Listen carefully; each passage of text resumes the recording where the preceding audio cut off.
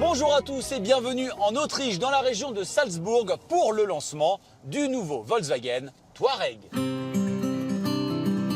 Depuis l'arrêt de la limousine Phaéton, le Touareg est devenu le vaisseau amiral de Volkswagen. Et vous allez le voir, cette troisième génération a décidé de s'attaquer au premium allemand BMW, Mercedes, mais aussi, et c'est plus surprenant, les cousins de chez Audi. Technologie, comportement, tout, absolument tout change sur ce nouveau Touareg. Alors, bienvenue dans Automoto, willkommen, comme ils disent ici. Tout de suite, le sommaire. Au sommaire, événement, à quelques heures du Grand Prix de France du MotoGP, rencontre avec le jeune pilote français Johann Zarco, le phénomène du moment. Peut-il remporter son premier Grand Prix cet après-midi? Bon plan, car staging, découvrez comment redonner une seconde jeunesse à votre voiture vieillissante pour en tirer le meilleur prix. Plein phare sur les bugs de demande de carte grise. 6 mois après la fermeture des guichets en préfecture, près de 400 000 demandes seraient en attente. Alors quelles sont les raisons de ces dysfonctionnements? Formule 1, Renault Sport devance d'un petit point au championnat du monde son écurie cliente McLaren. Alors rival ou partenaire? Nouveauté Volvo V60. Avec ce break deuxième génération, Volvo s'attaque aux stars du marché, les Audi A4 Avant et autres Mercedes classe C break. Peut-il devenir le fleuron de la catégorie? Allez, on va vous faire les présentations avec ce Touareg de troisième génération qui a grandi bien sûr. On en est désormais à 4,88 m, c'est plus très loin d'un Audi Q7, le cousin dont il partage notamment la plateforme, ça on va en reparler, cousin également du Porsche Cayenne et du Lamborghini Urus. À l'avant, ce Touareg est équipé de feux IQ Light Matrix LED. Ça fait un peu nom de film de Cinoche, hein, mais ça ressemble beaucoup en tout cas à ceux de l'Audi Q7. Tiens, encore une fois, la calandre a été complètement redessinée. Elle court sur toute la largeur de la voiture pour asseoir un peu ce nouveau Touareg et pour lui donner un côté un petit peu américain finalement. Moi, je suis pas très fan de ces petits rappels LED ici. Ça donne un côté vieillot à cette voiture. Alors, ce Touareg a grandi, mais il a maigri, 106 kg en moins. Ça, c'est grâce notamment à l'emploi d'aluminium. Regardez ces nouveaux feux. Oui, le Volkswagen Touareg se Audi-ise une nouvelle fois. Le coffre, lui, eh bien, il a grossi. Messieurs, dames, 113 litres en plus. On en est désormais à 810 litres. C'est un hangar, cette voiture.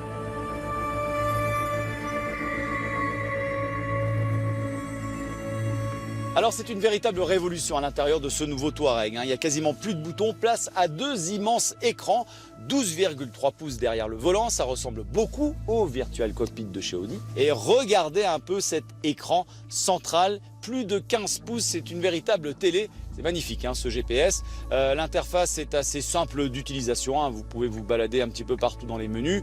En termes de technologie embarquée, il y a tout ce qu'il faut. Il y a évidemment une conduite semi-autonome avec le régulateur de vitesse adaptatif, l'alerte de franchissement de ligne, mais aussi la Night Vision pour repérer les obstacles de nuit ou par mauvais temps. Vous pouvez choisir l'ambiance lumineuse dans votre voiture. Alors il y a deux choses un petit peu décevantes dans cette voiture à l'intérieur, en tout cas c'est le volant qui ressemble à celui d'une Golf finalement. Ça aurait mérité quelque chose d'un petit peu plus premium peut-être.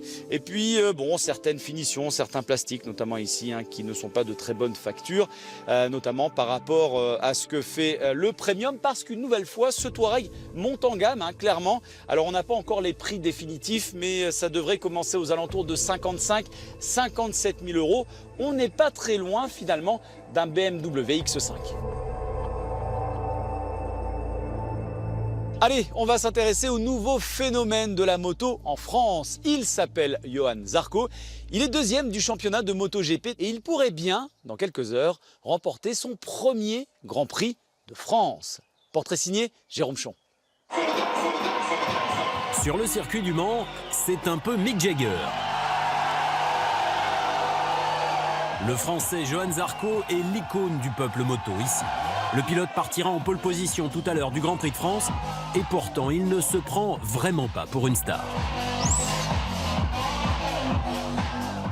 Il est naturel, il n'a pas pris le citron. Ouais, je trouve qu'il est génial, déjà il est abordable, il n'y a pas le melon, rien du tout, c'est vraiment non, au top quoi. Il se prend pas la tête, on peut l'approcher, il reste humble et puis il représente le bleu, blanc, rouge tout simplement. C'est mon pilote français. et il a une très bonne mentalité. Après 2 titres de champion du monde dans la discipline inférieure, Johann Zarco court en MotoGP depuis 2017. Meilleur débutant l'an dernier, il est pour l'instant 2e du championnat après 4 courses devant le roi Valentino Rossi. Une progression constante où ne manque que la première victoire.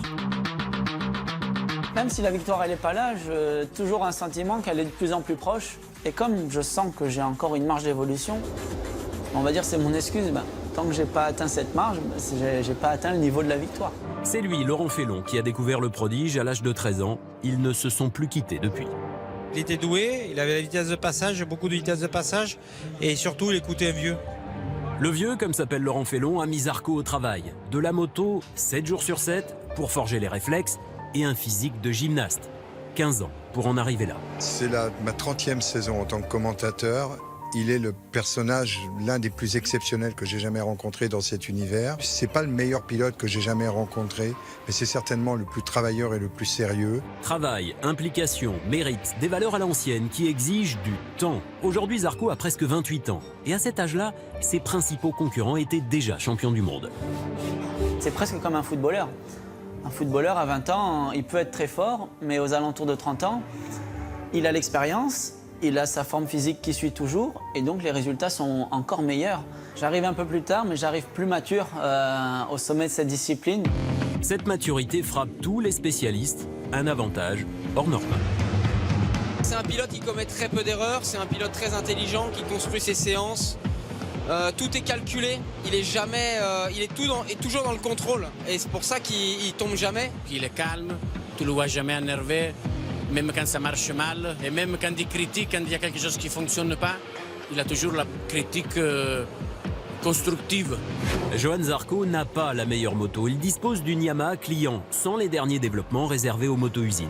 Et pourtant, il va souvent plus vite que les officiels. La preuve, ici encore au Mans, il partira premier avec sa Yamaha Tech 3. On se retrouve à battre les pilotes officiels de chez Yamaha qui ont un matériel meilleur que nous, mais je pense qu'il arrive à justement compenser ce handicap et même le surpasser pour être devant eux, parce que je dirais pas qu'il travaille plus qu'eux, mais il travaille peut-être mieux qu'eux, parce qu'il y a peut-être une réelle, encore une fois, osmose, amitié et un tissu humain très très fort entre lui et son équipe technique. Rapide sur un tour, le Français a un autre atout dans sa manche sur la totalité d'une course. Cet atout, c'est son pilotage différent.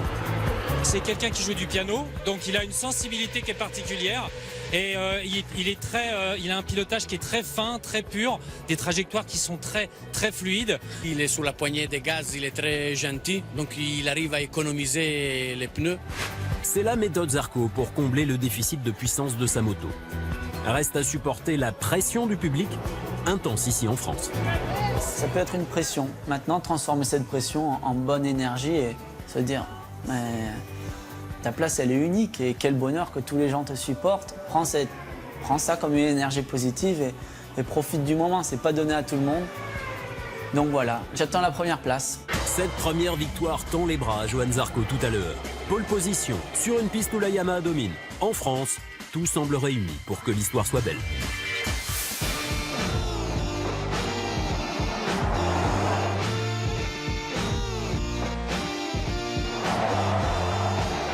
Ça y est, on a pris le volant de ce Touareg 3e génération avec 2 moteurs disponibles pour son lancement. 2 V6 diesel, c'est quasiment les mêmes. Une version à 231 chevaux, une version à 286 chevaux, c'est la nôtre. Bon, franchement, malgré tous les problèmes que Volkswagen a avec ses moteurs diesel, c'est de loin les meilleurs blocs pour ce type de mammouth qui pèse quand même plus de 2 tonnes. Il y aura une version hybride qui sera disponible, mais qui est réservée pour l'instant, et c'est assez surprenant au marché chinois. Bon, ça devrait arriver chez nous. Alors pour le reste, Volkswagen a fait d'énormes progrès en termes de comportement routier sur ce Touareg. C'est une transmission intégrale équipée de suspension pneumatique. Et ça, c'est une nouveauté. Il y a des roues directrices à l'arrière pour gagner un petit peu plus en agilité. Volkswagen est allé piquer à Audi son système de barre anti-roulis électromécanique. C'est un système que l'on a vu sur l'Audi SQ7. C'est dire que ce nouveau Touareg cherche à améliorer son comportement routier qui était, c'est vrai, un petit peu pâteau sur l'ancienne génération. Bon, ce qui est bien en tout cas, c'est que le Touareg préserve ses capacités tout-terrain avec ces deux molettes ici qui vous permettront de trouver les meilleurs réglages selon le terrain sur lequel vous évoluez. Alors saviez-vous que plus de 5 millions de voitures d'occasion se sont vendues l'an dernier en France? C'est un nouveau record. Mais saviez-vous également que votre vieille guimbarde que vous n'arrivez pas à vendre peut se transformer en Miss Monde? Ça s'appelle le car staging ou comment embellir sa vieille bagnole. Reportage Camille Chignac. Comme des millions de Français, vous possédez un véhicule qui n'est plus de première fraîcheur et vous pensez que votre voiture ne vaut plus grand-chose. Vous allez découvrir qu'en peu de temps, à moindre frais et en fouillant dans vos placards, vous pouvez augmenter la valeur de votre voiture. Alors, comment lui donner une seconde jeunesse? Notre consultant, Philippe Husson, a trouvé une Clio deuxième génération dans un bon état général, mais sur l'aspect esthétique, le temps a fait son œuvre. Alors Philippe, on a une Clio de 1998 qui a 140 000 km. Combien elle vaut en l'état actuel? Elle vaut, d'après un garagiste qu'on est passé voir, elle vaut 500 € et je dirais c'est presque bien payé. Mais moi je pense qu'on peut en tirer au moins 1000 € de plus si on travaille bien dessus. D'accord, alors qu'est-ce qu'on va faire dessus? On peut déjà bien la nettoyer, bien la policher, mettre de l'anti-rayures, refaire les pare-chocs qui sont ternes, refaire ce phare qui est mat, changer les enjoliveurs qui sont plus que vieux. Là pareil, enlever tout ce qui est ces petites traces là, tout ça, ça s'enlève. Les plastiques à refaire, l'intérieur, rien de spécial, mais c'est sale. Donc où on fait un tonneau, où on passe l'aspirateur, à vous de me dire. Moi je préfère qu'on bosse moi. Alors Philippe, là on a humidifié la voiture, qu'est-ce qu'on fait pour bien la nettoyer? Alors maintenant il faut la nettoyer bien en profondeur. Alors pour ça, c'est très simple, une râpe à fromage, un savon de Marseille, vous râpez allez, un peu moins de la moitié pour l'équivalent de cette bassine, ça suffit. Ensuite, du savon noir, à peu près, hein, voilà, je fais ça un peu à la louche. Le petit fouet pour les gâteaux. Le fouet de cuisine. Bah oui, vous mélangez. Bon là c'est une vraie astuce de grand-mère quoi. Exactement, c'est tout à fait ça et surtout ça coûte rien, on a tout chez soi. Voilà, et une fois que c'est prêt, c'est bien mélangé, vous trempez votre gant et vous pouvez aller laver la voiture. Allez, c'est parti. Avec la lingette, on nettoie plus finement. Il suffira ensuite de bien rincer la carrosserie et enfin bien sécher avec les microfibres pour éviter les traces. Notre Clio est prête à passer aux choses sérieuses. Alors maintenant qu'on a lavé la voiture, on remarque encore plus son âge. Et donc on voit toutes les petites rayures. En grande surface, vous achetez un tube comme ça ou un autre d'efface-rayures autour de 10 €. Essayez pas de gratter 2-3 € sur un tube comme ça, vaut mieux prendre quelque chose de bonne qualité. On étale comme du cirage, on laisse sécher quelques minutes et on n'oublie pas d'essuyer. Attention à bien acheter la teinte exacte de votre modèle. Et enfin, ne vous attendez pas à des miracles sur les rayures trop profondes. Pour faire briller, pas de secret, il faut investir dans une bouteille de polish. La nôtre coûte 19 €. Et pour le matériel, la lustreuse est le meilleur des outils pour l'appliquer, 39 € pour l'achat d'une neuve ou en moyenne 20 € par jour pour une location. Et là on remet du produit régulièrement? Régulièrement, il faut remettre du produit. Et on passe une fois, ça suffit? Non, non, non. Sur une voiture qui a comme celle-ci presque 20 ans, faut pas hésiter de passer plusieurs fois. Là, vous essuyez. Faites bien l'intégralité de votre carrosserie pour un résultat uniforme. Pour les phares ternis, un tube de dentifrice, une vieille brosse à dents, on frotte bien. Opération à réitérer autant de fois que nécessaire. Le résultat est garanti. L'un des plus grands ennemis de la voiture, c'est le soleil. Première victime, les plastiques. Il existe un outil magique, le décapeur thermique. Environ 25 € la journée en location. La chaleur fait disparaître les graisses incrustées. Effet immédiat.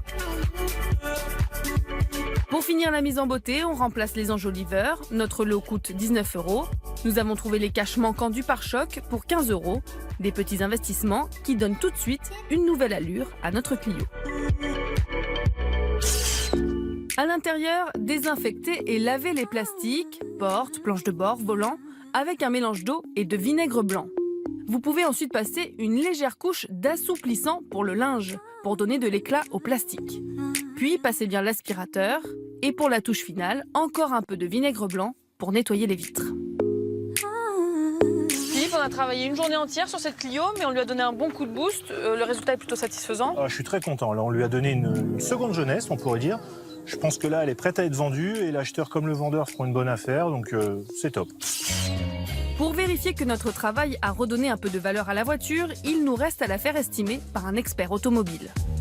L'aspect général, global est satisfaisant, compte tenu de l'âge du véhicule. On est sur une fourchette autour de 1 200 €. Au total, nous avons dépensé 109 € et avec l'estimation de notre expert, le gain potentiel s'élève donc à 591 €.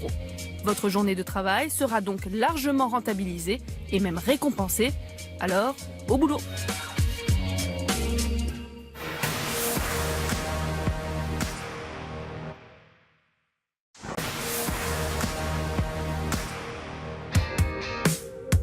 De retour dans Automoto, bienvenue si vous venez de nous rejoindre sur ces fabuleuses routes autrichiennes pour le lancement du tout nouveau Volkswagen Touareg qui monte clairement d'un cran, puisqu'il va venir rivaliser directement le premium allemand. On le disait en première partie de l'émission, les X5 sont notamment la cible de cette voiture. Allez, tout de suite, l'actualité de la semaine, le 200 chrono. Et après, on vous fait découvrir ici en Autriche des lieux qui respirent la passion automobile. Vous allez le voir, c'est surprenant, le 200 chrono. Lundi, annonce du ministre de l'économie Bruno Le Maire, la France va se doter d'un cadre législatif pour permettre les essais de véhicules autonomes sur route ouverte à partir de 2020. Le gouvernement veut aider les constructeurs français à lancer des véhicules autonomes sur les routes pour placer la France parmi les pays leaders en la matière. Les niveaux d'autonomie évolueront au fil des années jusqu'aux véhicules de niveau 5, c'est-à-dire sans volant, prévus à partir de 2025. Mardi, des nouvelles de la première étape du Type R Challenge 2018 à Manicourt pour la Civic Type R. Un challenge pour prouver sa puissance et sur les 4 km du circuit de Manicourt, les 320 chevaux de la Civic Type R lui permettent de boucler le tour en 2 minutes, 1 seconde et 51 centièmes. Prochain rendez-vous à Estoril au Portugal.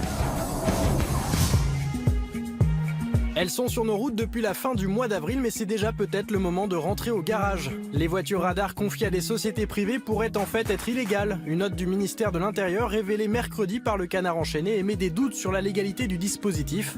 La sécurité routière a elle tenu à répondre, cette note n'aurait été qu'une étape dans la mise au point du projet. Ces voitures seraient donc bien légales selon elle. Jeudi, Fiat fête la 2 millionième Fiat 500 sortie de ses lignes de production en Pologne. Ce symbole de la Dolce Vita est aujourd'hui commercialisé dans plus de 100 pays à travers le monde. Pour marquer le coup, une nouvelle série spéciale a été dévoilée par Fiat, la Fiat 500C Collection. Elle arbore une livrée bicolore blanche et grise dite Primavera. Le premier client sera italien, évidemment. Nouvelle série aussi pour la DS3 vendredi. DS dévoile une série spéciale Café Racer pour sa citadine. Un style vintage décliné sur le pavillon, la carrosserie et les jantes 17 pouces.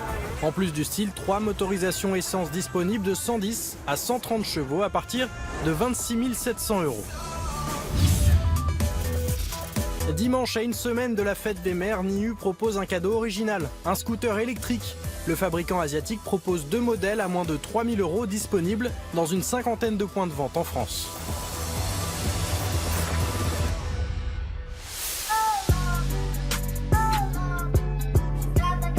Et au milieu de nulle part, perdu dans les montagnes autrichiennes, un musée automobile.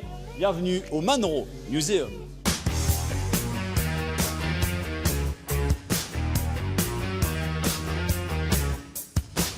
Et dans cet enchevêtrement de voitures, il y en a une qui nous a vraiment tapé dans l'œil, c'est cette Fiat Dino coupée. Alors il y a le logo Fiat, mais le nom Dino et l'écusson Ferrari nous font bien sûr penser à Maranello, puisque cette voiture est équipée du V6 Dino, imaginé par le fils Ferrari, mort tragiquement d'une maladie génétique à l'âge de 24 ans. Alors, petite explication, Ferrari, dans les années 60, veut homologuer ce fameux V6 pour les courses de F2, mais il doit évidemment produire au moins 500 exemplaires de voitures équipées de ce moteur. Impossible, bien évidemment, pour la firme de Maranello. Il va donc s'associer avec Fiat pour imaginer ce Dino. Alors, le Dino coupé a été dessiné par Bertone et le Dino cabriolet a été imaginé par Pininfarina. Le cabriolet vaut très cher aujourd'hui, aux alentours de 150 000 €. Mais ce coupé-là, équipé d'un moteur Ferrari, il ne faut pas l'oublier, peut se négocier aujourd'hui aux alentours de 70 000 € et sa cote est en train, évidemment, d'exploser.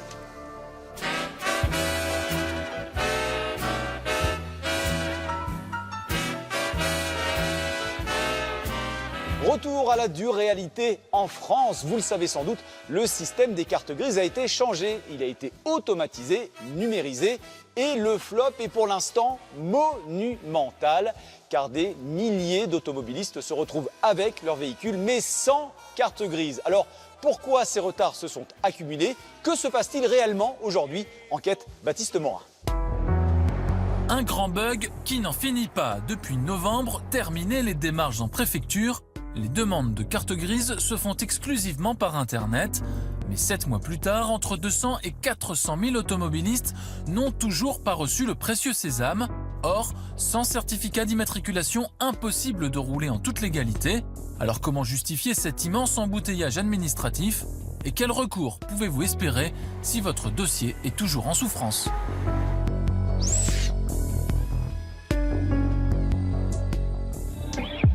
En décembre, Serge et Solange créent leur entreprise de dépannage et achètent ce véhicule d'occasion. 6 mois plus tard, leur investissement est toujours bloqué au garage, faute de carte grise, et pourtant, ils ont respecté la procédure à la lettre. Alors la fiche d'identification du véhicule, c'est comme quoi on a bien fait la demande de la carte grise et qu'ils ont réceptionné le dossier complet. On trouve le numéro d'immatriculation, la date de première mise en circulation, la date du contrôle technique, la marque, le modèle, le type, tout ce que vous voulez, toutes les informations de la carte grise. On n'a aucune réponse, puis on n'a aucun interlocuteur qui peut nous dire mais qu'est-ce qui se passe quoi? Et cette lenteur administrative met leur entreprise en péril. On avait un budget pour tenir 3 voire 4 mois sans rentrée d'argent. Là, on l'a dépassé, même si on a la carte grise aujourd'hui. Donc financièrement, on ne pourra pas tenir, hein. C'est pas jouable. Comme des milliers d'automobilistes, Solange et Serge doivent désormais passer par l'Agence nationale des titres sécurisés, l'ANTS. Ce service entièrement informatisé remplace les guichets carte grise des préfectures et doit garantir moins de paperasse, plus de rapidité et de facilité. Mais de gros bugs informatiques bloquent le traitement de près de 400 000 dossiers depuis novembre 2017. Si la situation s'améliore lentement, certains concessionnaires qui disposent pourtant d'accès privilégié sont eux aussi victimes des caprices du logiciel. Sur les 15 que j'ai en attente, j'en ai que 2 que je peux faire avancer. Le seul téléphone qu'on a, c'est la NTS, mais ils ont exactement le même visuel que nous. Ils n'ont pas un pouvoir supérieur qui fait qu'ils pourraient, par exemple, mettre un message « dossier urgent », W provisoire presque périmé, ou ils n'ont aucun pouvoir là-dessus non plus. Autre origine de ce bug national, les conditions de navigation sur ce site web, encore bien difficiles à comprendre. Les particuliers comme vous, comme nous, qui veulent immatriculer notre carte grise normale, si on ne sait pas à quoi marchent les onglets, ça se trouve, on leur rentrera dans la mauvaise case, et puis la personne derrière ne traitera pas comme il faut. Pour éviter les retards de livraison, les immatriculations provisoires, les fameuses plaques W, ont été prolongées de 1 à 4 mois. Et en cas de contrôle, les forces de l'ordre se montrent conciliantes. Il n'empêche, de plus en plus d'automobilistes attaquent l'État en justice. Ce qui est demandé dans les tribunaux, c'est qu'il soit fait injonction au ministre de délivrer la carte grise à celui qui est en droit de la recevoir. Voilà. Il est anormal que pour un problème informatique, humain, en interne, propre à l'État, le propriétaire d'un véhicule n'ait pas le droit de circuler avec. Nous avons déposé des dossiers là récemment, des recours, donc il faut s'attendre à d'autres condamnations qui arrivent au fur et à mesure. En avril, 2 plaignants ont ainsi enfin obtenu leur carte grise et le remboursement de leurs frais de justice. De son côté, le ministère de l'Intérieur ne souhaite pas s'exprimer mais promet de renforcer le logiciel des immatriculations. Pas sûr que ce soit suffisant pour désengorger les services, alors garagistes et professionnels se posent en recours. Nous aussi, on a des accès. Ce sera plus facile pour nous de corriger une erreur. Donc si un particulier a un problème avec son dossier, moi, je conseille d'aller voir un professionnel. Mais forcément, il va être obligé de payer la prestation. Payer pour demander sa carte grise. Voilà comment un simple bug informatique peut faire perdre la vocation essentielle du service public.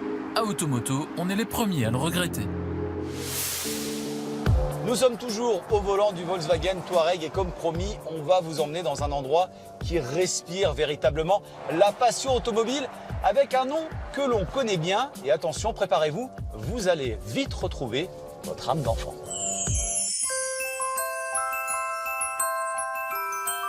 Alors pourquoi vous emmener dans un musée du jouet? 2 raisons à ça. La première, c'est que ma passion de l'automobile et votre passion de l'automobile a sans doute débuté enfant en jouant avec ce type de voiture. La deuxième, c'est que ce musée a été créé par un certain Hans-Peter Porsche, un des petits-fils du créateur de la marque. Et je peux vous assurer qu'en s'y baladant quelques minutes, vous retombez immédiatement en enfance.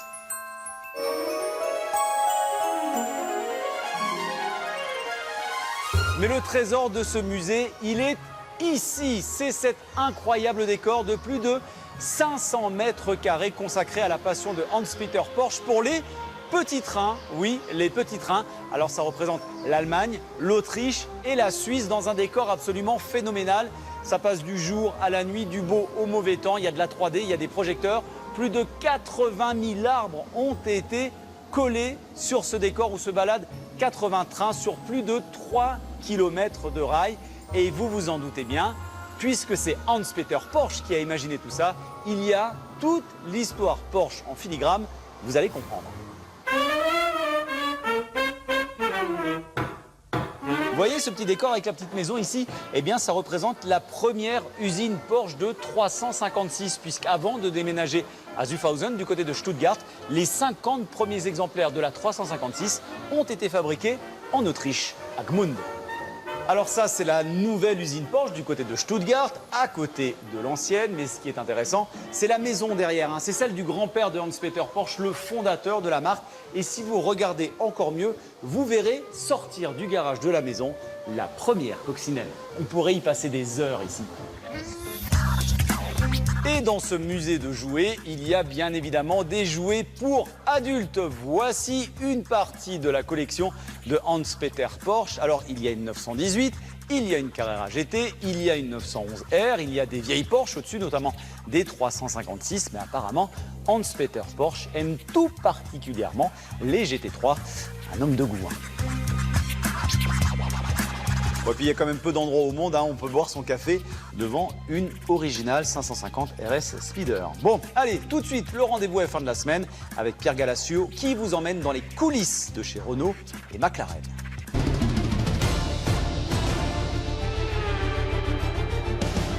Au dernier Grand Prix à Barcelone, les 2 pilotes espagnols ont fini 7e et 8e au coude à coude, comme leurs écuries. Renault pour Carlos Sainz, McLaren pour Fernando Alonso. 2 équipes à la bataille pour la 4e place au championnat constructeur. McLaren a gagné en performance avec des nouveautés ici à Barcelone. Mais on a quand même réussi à les battre. Alors on est content parce que sur le papier, ils étaient plus forts que nous. Ça a été un très bon week-end et l'équipe a fait du super boulot. Cette année, pour la première fois dans son histoire, McLaren fait confiance à Renault pour son moteur. L'écurie britannique veut remonter au plus haut niveau et développe intensément l'aérodynamique. On va juste s'approcher un petit peu pour voir le nez de la voiture. C'est une nouveauté qui va être étraînée aujourd'hui ici à Barcelone. Oui, c'est la première fois qu'on utilise ce nez ce week-end et on est satisfait pour l'instant des retours de données. Donc on va le garder, je pense, pour un petit moment. La bataille du développement a commencé. Avec pour modèle l'écurie Red Bull, bien sûr. Comme McLaren, elle développe son châssis, mais fait confiance à Renault pour son moteur. Le responsable en chef de ces fameux V6 turbo, c'est lui Rémi Taffin. Il a donc 3 clients, l'écurie Renault et les 2 autres. Quand vous voyez du coup Red Bull ou McLaren, un peu devant vous en course, vous vous dites quoi ? On se dit il faudrait qu'on trouve la télécommande pour les faire aller moins vite. Non, je rigole. on se dit juste qu'en tant que motoriste, on se dit écoute, ça veut dire que nos moteurs sont pas si mauvais que ça. Et donc ça nous permet d'aider nos clients à aller plus vite et à avoir de bons résultats. Ensuite, bien sûr que quand on est écurie Renault, on a toujours envie d'être devant les autres. C'est normal, c'est ce qu'on cherche. Être devant les autres grâce aux pilotes, bien sûr, mais aussi grâce à des détails presque invisibles. Même si le moteur est identique à Red Bull ou à l'écurie Renault, il faut l'intégrer au sein du châssis. Et donc vous allez avoir des radiateurs de différentes tailles ou positionnés différemment autour du moteur. Vous avez apporté beaucoup d'innovations aérodynamiques, par exemple. Alors évidemment, il y a tout un ensemble de pièces et en général, on est assez paranoïaque en Formule 1, on ne le montre pas. Mais je vous en montrerai une quand même. Une très importante, c'est celle-là. Ce qui permet de canaliser l'air et surtout en fait par rapport à notre nouveau-né. Concrètement, tout cela améliore la vitesse de la voiture sur un tour. Pas de beaucoup, mais en Formule 1, ça fait la différence. L'unité de mesure en F1, c'est le dixième de seconde. Donc quand vous amenez ce genre d'évolution, et ça, c'en est qu'une, mais il y en a eu 10 sur la voiture à peu près, c'est à peu près 3-4 dixièmes. Et ça, c'est une grosse évolution. On s'est bien amélioré ici en Espagne. À Bakou, on était 8 dixièmes derrière Renault, 9 dixièmes en Chine. Ici, on était à peu près à égalité en qualification et en course. On s'est amélioré, mais on sait que la bataille va être dure toute la saison. Il faut gagner des points à toutes les courses. Pour l'instant, au classement des pilotes, Fernando Alonso devance ceux de Renault en nombre de points marqués. En revanche, au classement constructeur, Renault a un très léger avantage d'1 point devant McLaren. Le règlement oblige le constructeur français à fournir exactement le même moteur à son écurie et à McLaren et Red Bull pour éviter tout désavantage. Dans la réalité, l'écurie aux losanges pense quand même d'abord à elle lors de la conception. Une chose est sûre, c'est que forcément le moteur, quand on le design, on le fait a priori pour notre voiture. Donc on prend en compte dès le départ ce moteur dans la voiture. Disons que la différence, elle se fait ensuite peut-être sur la façon dont on peut l'exploiter. Il y a les températures d'utilisation de nos moteurs, la façon dont on va utiliser l'énergie. On a 2 types d'énergie dans la voiture. On a de l'énergie fossile, on a de l'énergie électrique. Renault est de retour en F1 en tant qu'écurie pour la 3e année seulement. Et comme pour McLaren, l'objectif est de revenir au meilleur niveau le plus vite possible afin de viser le titre à partir de 2020. Alors clairement, quand on rentre en Formule 1, on sait que le chemin va être long. Et comme nos ambitions, c'est pas uniquement de participer, mais forcément de revenir au premier niveau, au plus haut niveau, ça veut dire s'attaquer à des grosses équipes. Des équipes extrêmement bien installées, extrêmement bien rodées. Mercedes, Ferrari, Red Bull. Et forcément, le temps pour reconstruire va être long. Mais en tout cas, l'idée, c'est que la voiture de 2019 soit la voiture de la maturité. Je crois que l'objectif, il est assez clair dans notre tête, se rapprocher le plus possible des meilleurs. Difficile d'aller toucher les 3 premiers, mais McLaren, etc. vont être difficiles à battre, c'est sûr. Rendez-vous dimanche prochain à Monaco pour le Grand Prix, le plus glamour de l'année, un événement à vivre en direct dans Automoto et la course dès 14h50 sur TF1. On a repris le volant de notre Touareg qui fête cette année ses 16 ans d'existence déjà. Ouais, le Touareg est sorti en 2002. C'était d'ailleurs un des premiers SUV disponibles sur le marché. Volkswagen a eu le nez creux puisqu'ils en ont déjà vendu plus d'1 million d'exemplaires. Allez, tout de suite, c'est l'essai de la semaine. Une Suédoise qui pourrait bien donner des sueurs froides à ses concurrentes allemandes. Mesdames et messieurs, voici la toute nouvelle Volvo V60 que nous présente Benoît Dons. La V60, c'est la digne héritière d'une grande famille, celle des breaks Volvo. Plus de 60 ans que la marque suédoise s'est façonné son histoire à travers ses modèles familiaux. À l'époque, le design Volvo, ça ressemble à ça. Une voiture taillée à la serpe, le côté armoire normande, c'est comme si un enfant avait dessiné cette 240, une voiture pratique, volumineuse, comme si on avait voulu charger cet élan à l'intérieur. Et puis, au fur et à mesure du temps, les choses ont évolué avec cette 850 T5R qui a participé au championnat Super Tourisme, le seul break au monde à avoir participé à ces courses. Mais aujourd'hui, vous allez voir, le design d'une Volvo Break, ça a bien changé. Et le moins que l'on puisse dire, c'est que le changement est radical. Fini les lignes simples, la V60 Break gagne en élégance et en modernité à l'image de cette nouvelle calandre imposante et de ses phares 100% LED. Les dimensions restent impressionnantes, avec 4,76 m, c'est tout simplement le plus long break du segment. Mais la V60 s'est abaissée, élargie, pour lui donner un style plus sportif. À l'arrière, les phares à la verticale rappellent l'ADN des breaks Volvo, mais les canules d'échappement chromées lui donnent un look plus moderne. À l'intérieur, aucun plastique, que des matériaux de qualité avec du bois, du cuir surpiqué et des chromes. Le tout complété par un magnifique écran tactile vertical. La V60 Break, c'est tout simplement le plus beau design actuellement. À l'arrière, même ambiance limousine avec les plus grandes places du marché et toujours ce côté techno avec la climatisation réglable individuellement. Un design plus moderne, mais chez Volvo, on n'a pas oublié le côté pratique du break avec Cette ouverture facile, un simple passage de pied, le coffre s'ouvre tout seul, 529 litres tout simplement, le plus grand du segment et une voiture très modulable en appuyant sur ces boutons pour pouvoir rabaisser les sièges et obtenir un maximum de place.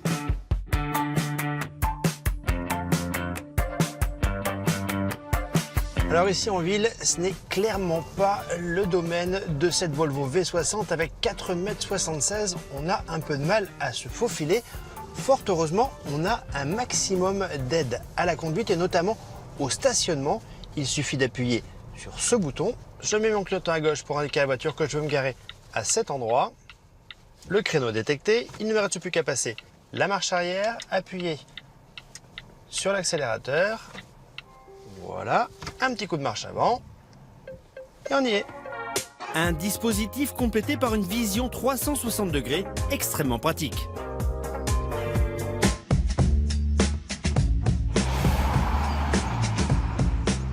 Le sentiment général au volant de cette V60 Break, c'est vraiment le côté confortable. On a une voiture très bien insonorisée, pourtant on est en diesel, mais on entend très peu le bruit du moteur. On a des sièges chauffants en hiver, ventilés en été, massants. Au niveau du comportement, on a une voiture quand même très longue. On pourrait penser que c'est un peu pâteau, eh bien ce n'est pas le cas. Regardez dans ces petits lacets, elle se place très bien, on a une bonne relance moteur. Lors de notre essai, et malgré le poids de la voiture, la consommation s'est montrée raisonnable avec 8,5 litres au 100. À sa sortie, la V60 Break sera proposée dans 2 versions diesel de 150 et 190 chevaux. Des hybrides rechargeables viendront compléter la gamme ultérieurement. Et en plus, on a le côté ultra technologique. On peut demander à la voiture à peu près n'importe quoi, comme par exemple la position de la prochaine station-service ou tout simplement d'activer la climatisation. Il suffit d'appuyer sur ce bouton. Activer la climatisation. Activation de la climatisation. Voilà, ça s'est fait tout seul, c'est vraiment magique. Une voiture toujours plus connectée avec l'adoption d'un système de conduite semi-autonome et ce, jusqu'à 130 km/h. En termes de tarifs, à équipement équivalent, la V60 Break se place en bonne position par rapport à la concurrence. Élégante, spacieuse, confortable et dotée des dernières innovations technologiques, cette V60 Break est la voiture pour avaler les kilomètres. Seul son gabarit de déménageur l'handicape en ville.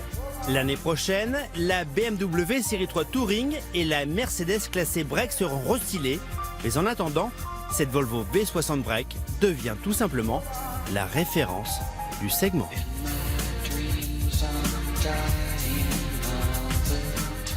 Voilà, c'est la fin de cette Automoto en Autriche avec ce nouveau Touareg.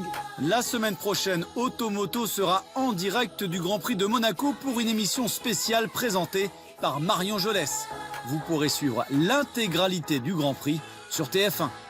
Tout de suite, c'est Téléfoot. Bon dimanche à tous. On se retrouve la semaine prochaine dans Automoto. Ciao.